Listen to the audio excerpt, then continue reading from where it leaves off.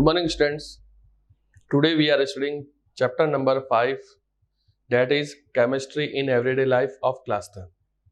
So now our start today's lecture, that is a special point, that is water of crystallization. Water of crystallization. It means a particular number of water molecule in any single unit of compound. Example, CuSO4 copper sulfate dot 5H2O. Here 5H2O is water of crystallization.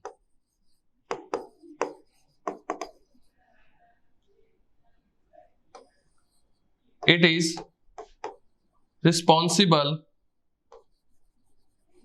for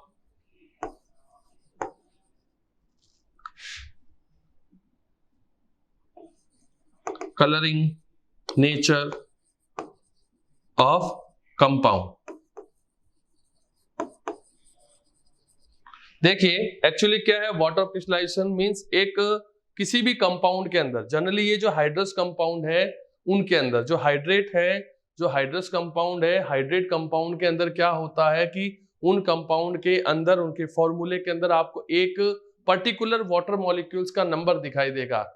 वो जो particular water molecules का जो number है उसी water molecules के number को ही बोला जाता है वाटर ऑफ क्रिस्टलाइजेशन। जैसे कॉपर सल्फेट, जैसे ये आपका आयरन सल्फेट है, फेरस सल्फेट है, यहाँ पर 7H2, ये 7H2 ही क्या है, इसी को हम बोलेंगे वाटर ऑफ क्रिस्टलाइजेशन।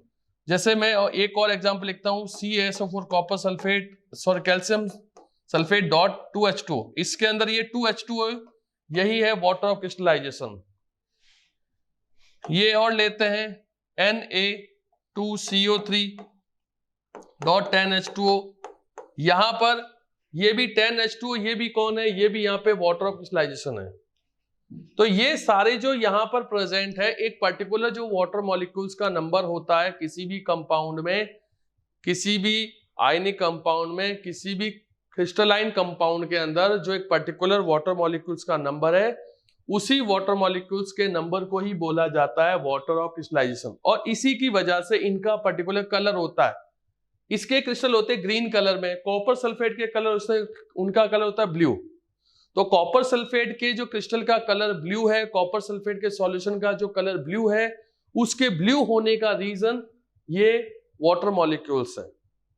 अगर आप इसको हीटअप कर देते हैं, कॉपर सल्फेट को अगर आप हीटअप कर देते हैं, अगर आप कॉपर सल्फेट को हीटअप करेंगे तो वाटर इवोपरेट हो जाएगा, पीछे केवल बचेगा copper sulphate and it is colourless.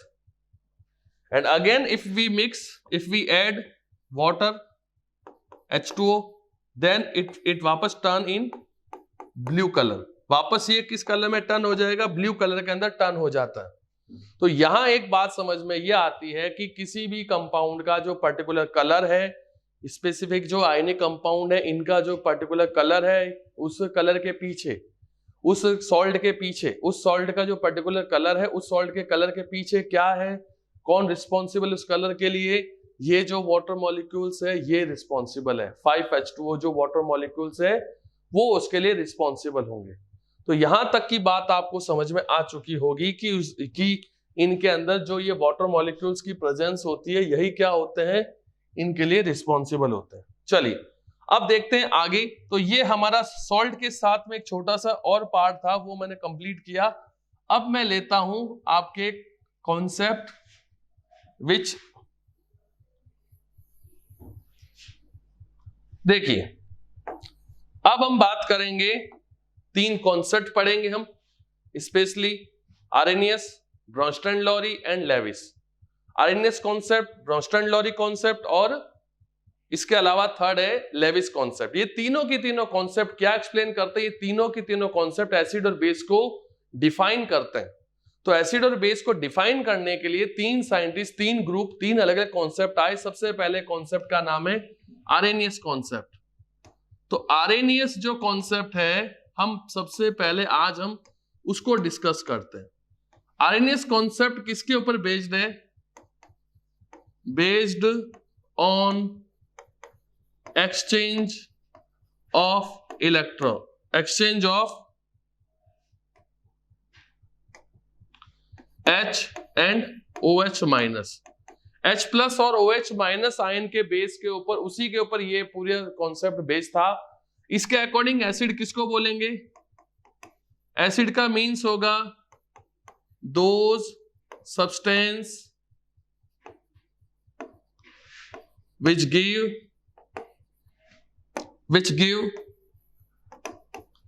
H plus ion in its aqueous solution। जो अपने एक्वस सॉल्यूशन के अंदर H प्लस देते हैं उन्हें हम एसिड मानते हैं, और जो वहां पर बेस देंगे, और बेस किसको बोलेंगे? Those substance which give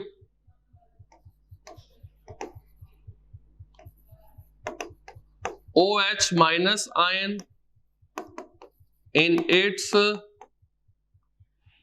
aqueous solution।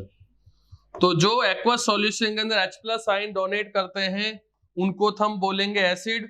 जो H प्लस दे रहा है वो तो एसिड, और जो OH माइनस देगा वो होगा बेस। एग्जाम्पल की ओर चलते हैं। लाइकेज HCl है, इसको अगर आप वाटर के साथ ऐड करेंगे तो ये फ्री करेगा H प्लस, साथ में Cl माइनस। अगर आप इसके अलावा और मैं इसकी बात करता हूं CH3COOH, ये भी वाटर के अंदर जाके क्या फ्री करेगा? CH3COO minus plus H plus. तो ये H प्लस डोनेट कर रहे हैं। ये सब क्या डोनेट कर रहे हैं? ये सब आपके क्या डोनेट कर रहे हैं? H प्लस डोनेट कर रहे हैं। तो जो H प्लस डोनेट करता है वो एसिड होता है। अभी इतना ही जाने।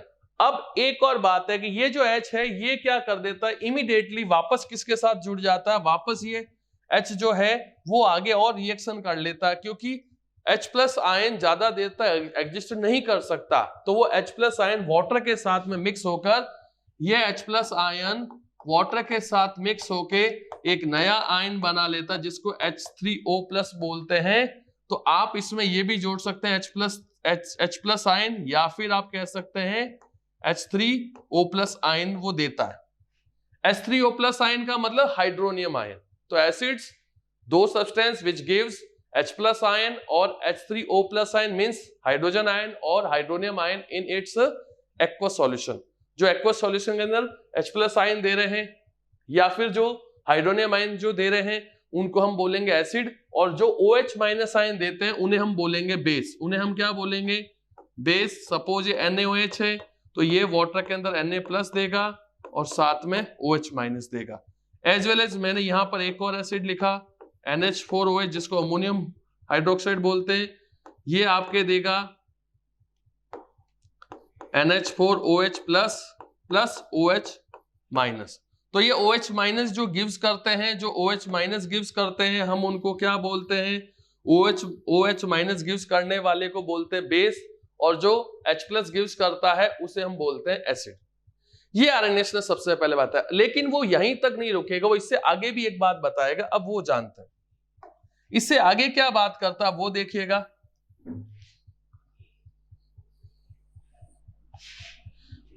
इससे आगे की बातें ये है कि इसके बाद भी ये बोलता है कि एसिड और बेस को और आगे डिस्क्राइब करता है। एसिड, इसको थोड़ा उधर ले लेता हूं मैं,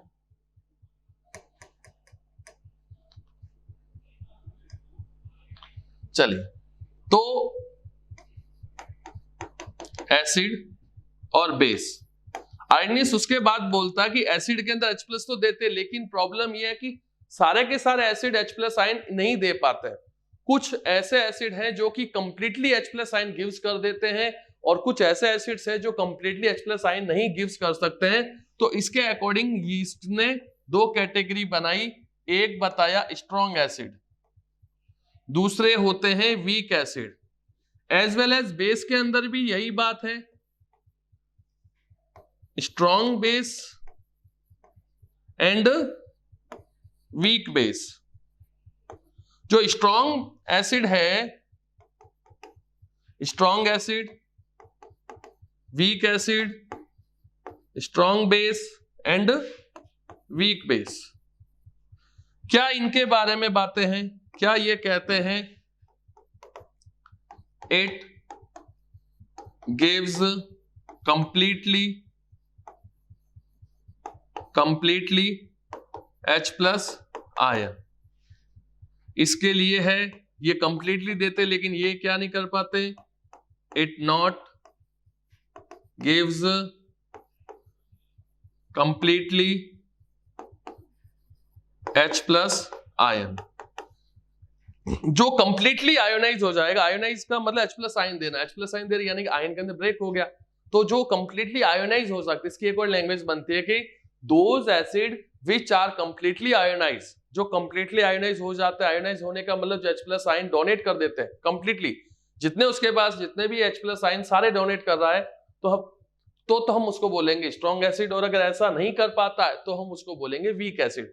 एज वेल एज इसके लिए भी इसी तरह की लैंग्वेज बनती है, ये देखिए, it gives completely OH- ion, और ये क्या कर पाते हैं, ये it not gives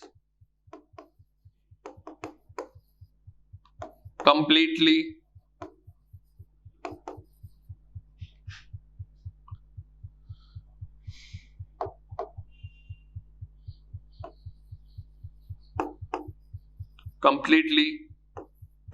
OH- ion. तो जो कंप्लीटली H+ आयन दे देगा वो स्ट्रॉन्ग, जो नहीं दे पाया वो बेस, जो नहीं दे पाया वो बेस, और जो कंप्लीटली दे देता है हम उसे मानेंगे strong acid. As well as strong acid कौन से होंगे, H+ आयन जो गिव्स कर रहे हैं कंप्लीटली, वो स्ट्रॉन्ग एसिड, जो कंप्लीटली H+ आयन गिव्स नहीं कर रहे हैं वो कौन है, बेस, सॉरी वो कौन है, वीक एसिड।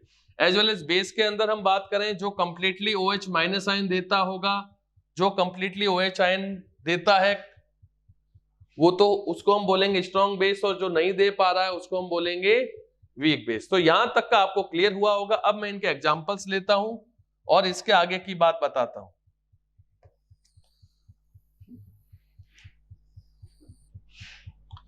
एक टेबल ले लेते हैं जो इनके बारे में बता देगा, एसिड और बेस के बारे में।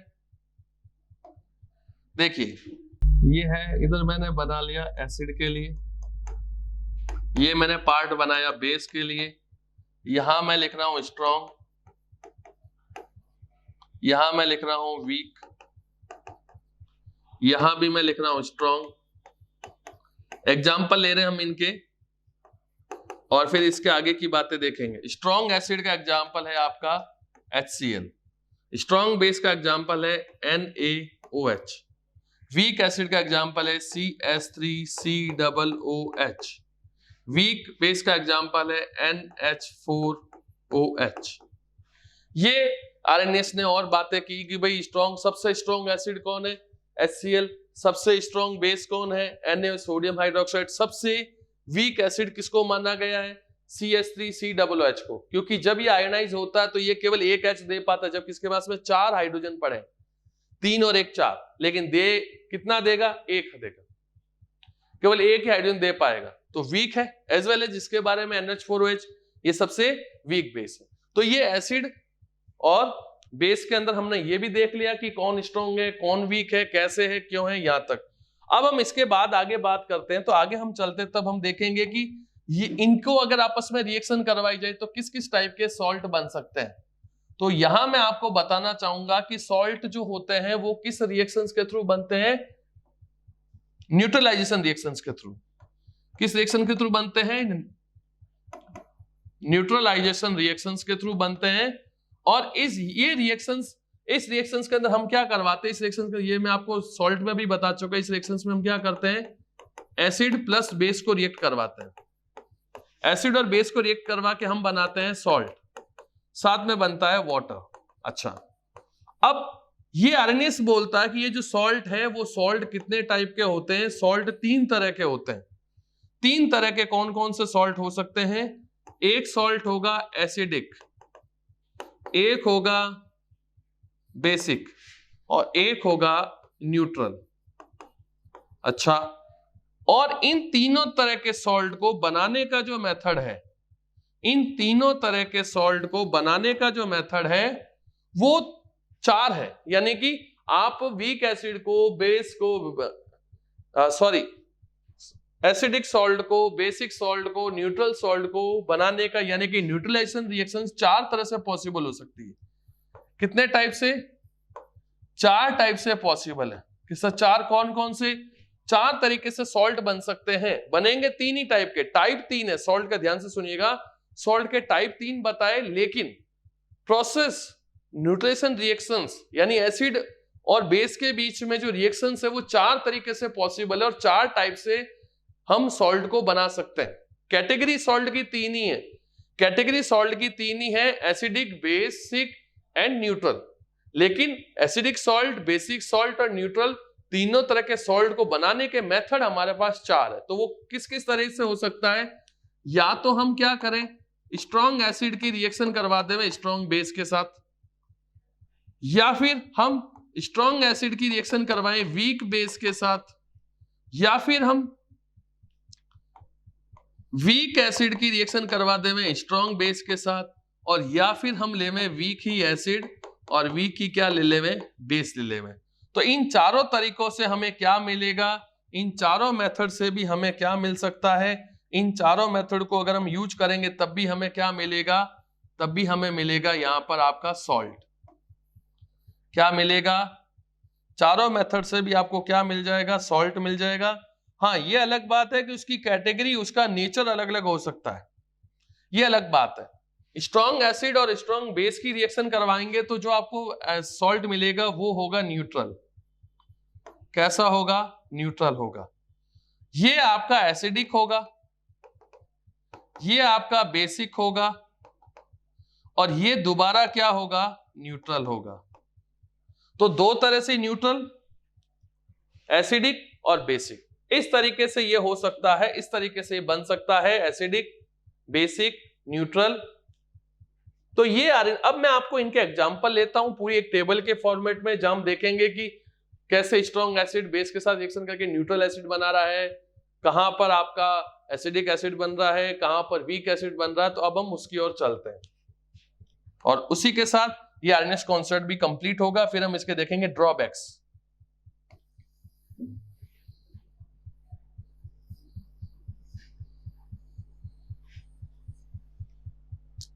देखिए, एक टेबल लेते हैं। देखिए, यहां मैं ले रहा हूं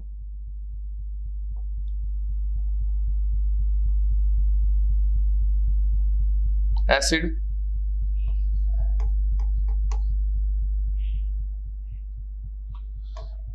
यहां मैं ले रहा हूं बेस, यहां मैं ले रहा हूं सॉल्ट, और यहां मैं लेऊंगा इसकी रिएक्शन।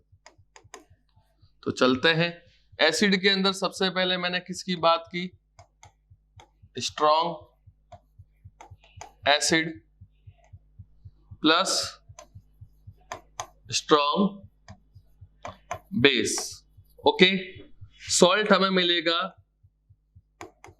न्यूट्रल। रिएक्शन की बात करें तो HCl plus NaOH gives NaCl plus H2O। ये रिएक्शन यहां बनती है। सेकंड हमारे पास है, सेकंड मैंने लिया स्ट्रॉन्ग, लिया आपका एसिड, वीक मैंने रखा बेस।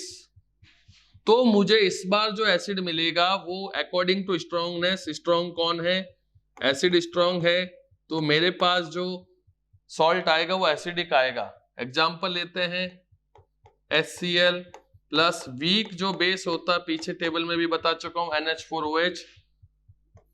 एग्जाम्पल बनेगा सॉल्ट का, एग्जाम्पल है NH4Cl प्लस H2O। ये कौन है ये मैं भी आपके साइड में लिख दूंगा यहां पर। थर्ड नंबर के पास चलते हैं।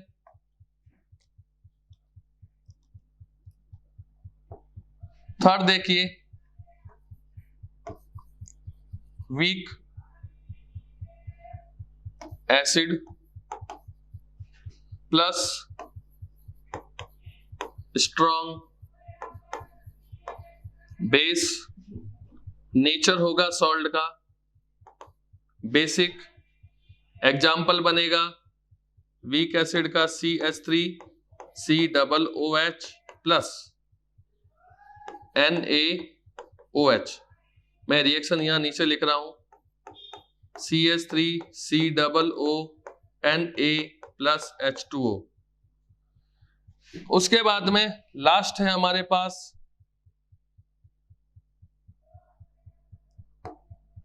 जो है आपका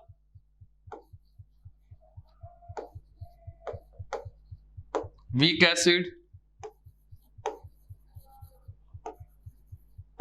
वीक बेस, नेचर होगा न्यूट्रल सॉल्ट। एग्जाम्पल होगा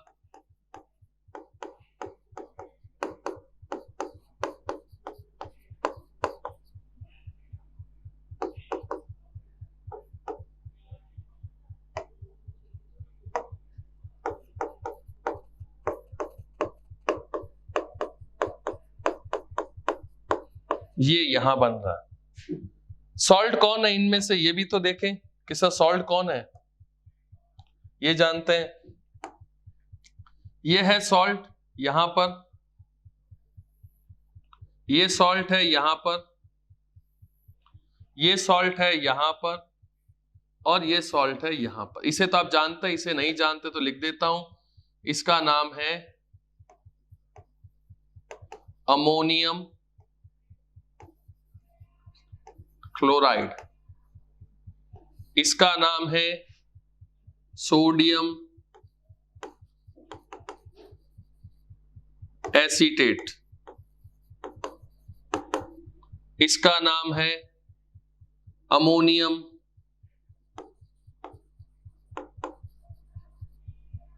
एसीटेट। ये सारे यहां पर मिलेंगे। तो ये हमने टेबल देख ली किससे रिलेटेड, कि न्यूट्रिशन रिएक्शन जो है यानी स्ट्रॉन्ग एसिड किससे रिएक्शन करेंगे, स्ट्रॉन्ग बेस से करेंगे तो क्या बनेगा, स्ट्रॉन्ग एसिड वीक बेस के साथ रिएक्शन करेगा तो क्या बनेगा, वीक एसिड स्ट्रॉन्ग बेस के साथ रिएक्शन करेगा तो क्या बनेगा, और अगर दोनों ही वीक है तब क्या होगा। यानी आपने देखा होगा यहां जो सॉल्ट बन रहे हैं वो तो केवल 3 ही टाइप के हैं, लेकिन रिएक्शंस 4 तरह से पॉसिबल है। उनका फॉर्मेशन मेथड क्या है, वो चार है। तो यहां आपको ये कंप्लीट समझ में आ चुका होगा इसके बारे में, और यहां पर आपका अर्निस कॉन्सेप्ट कंप्लीट होता है। और एक ही ड्रॉबैक इसका बचता है, ये उन एसिड बेस को एक्सप्लेन नहीं कर पाया जो H+ भी नहीं दे सकते हैं, ना OH- देने का उनके पास में पावर है, एफिशिएंसी है। Means it cannot explain about those acid and base which cannot gives H+ ion or OH- ion, like as CO2। CO2 जो है वो एसिडिक नेचर का, लेकिन कैसे है क्यों ये इसको नहीं मालूम। BF3 का नेचर इसे नहीं मालूम, SO2 का नेचर इसको नहीं मालूम। जब इनके बारे में पूछा गया तो आरएनएस ने हाथ खड़े कर दिया, बोला I don't know, sorry I don't know.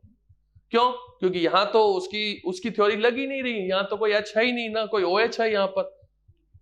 तो और ये सबसे बड़ा, ये तो सारी गैसेस फॉर्म में भी है, तो ये थ्योरी है यहाँ पे एप्लीकेबल होती भी नहीं है।